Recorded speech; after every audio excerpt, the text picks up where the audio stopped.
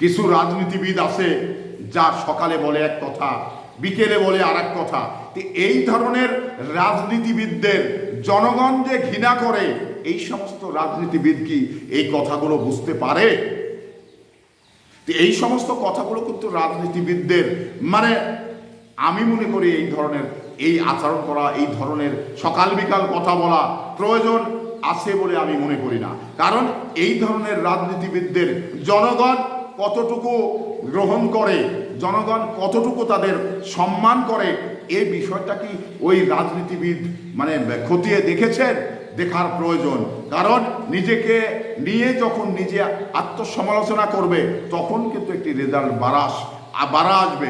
তো এই সমস্ত রাজনীতিবিদরা আমার তো মনে বলে যে নিজের সম্বন্ধে কখনো সমালোচনা করে দেখেনি, নিজের সম্বন্ধে কখনো আয়না দিয়ে দেখেনি। কারণ তারা অন্যেরটাই শুধু বলার চেষ্টা করেছে, জনগণ শুনেছে না শুনেছে চলে গেছে। এই হলো রাজনীতিবিদদের চরিত্র, কিছু কিছু রাজনীতিবিদ। তো এই সমস্ত রাজনীতিবিদদের আমি একটি কথা বলি যে আপনারা নিজেরা একটু আত্মসমালোচনা করে দেখুন, আপনাদের মানে চেহারাটা কোন জায়গায় কি আছে এটা আপনারা একটু দেখার চেষ্টা করুন দয়া করে।